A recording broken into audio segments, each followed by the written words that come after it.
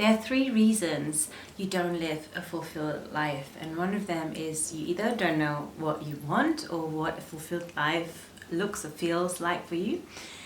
The second reason would be a distrust or doubt in yourself, usually rooting from a sense of disconnect, of a disability to feel belonging, to feel faith.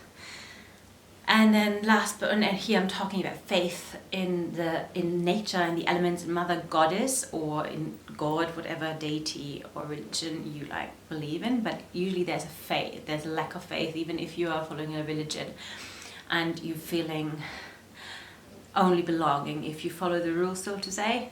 So I'm meaning a deeper sense of belonging, rooted source connection, home within oneself in this world. And the third reason would be an inability or a lack of capacity for facing fear and going after what you want, aka facing change, getting faith into motion and facing the consequences of your decisions. That's a really big one. And so once you get these 3 in order, you really look at what you want, what you desire, what brings you joy, long-term sustainable joy, that is joy that not only radiates from within you but also sparks the light in others, and not just a short-term instant gratification, that sort of thing, more like a deep-rooted passion, contentment, something that really sustains you long-term.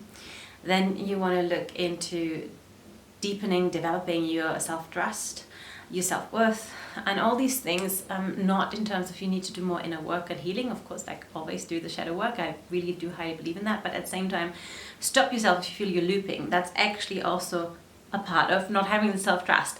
So sometimes we need to do the opposite and just jump into the cold water, do things, even if we think we don't trust ourselves or we're not worthy. You just keep gathering evidence and telling life that you are. And practicing faith and practicing trust. So this is tricky, I know, when you're not trusting in life. How do we start trusting life? But again, it's little steps, it's little things of finding evidence of trust, even in the trees blooming again, and the trees flowering again, fruiting again, finding leaves and apples on the trees, the flowers blooming again after a deep winter.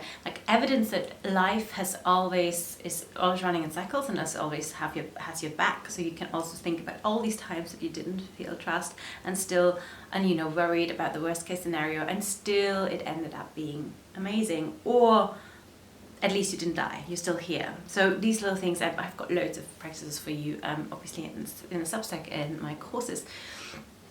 But this is a really important one. And also distinction between faith and belief. So not necessarily what you believe in gives you faith. Belief is also a mental construct, a concept.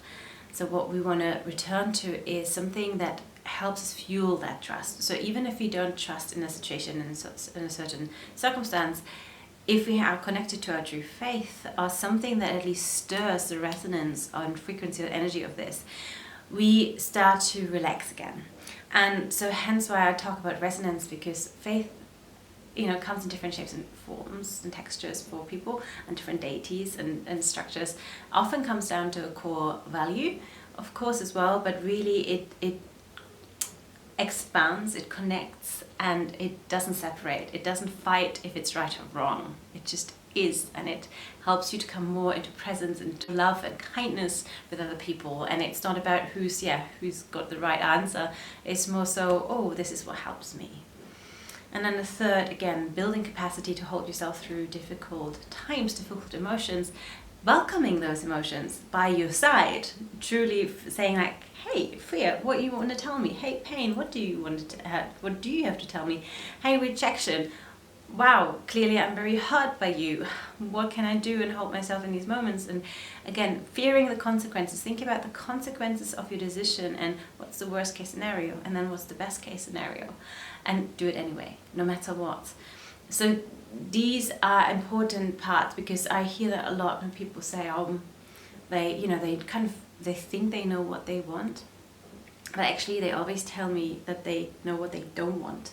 And this is also a really clever trick of our mind to keep us looping and still avoid the question of what do I truly want. Because when we just say, I know what I don't want this, I don't want that, it's like, great, but still, what do you want? Well, something that's not like this, but I don't really quite know either, and you don't want to limit yourself, or you feel afraid to claim something. So start small, start hunting these little feelings and sensations that you enjoy, and go from there. So this is really important part. And I think it's just really helpful sometimes to track them every now and then. And this is what led me to really fulfilled life. And again, I have these moments and blind spots or challenges all the time, of course, but knowing what to look for and where then double down in my practice is incredibly helpful. Sometimes it's about being more clear and decisive about what I want. Sometimes it's cultivating trust, surrendering my control, the need for control that I have a lot, and we all have collectively. Or holding myself and allowing these emotions to surface that I probably haven't felt. So one of these things is usually an important part to then build momentum, move forward again.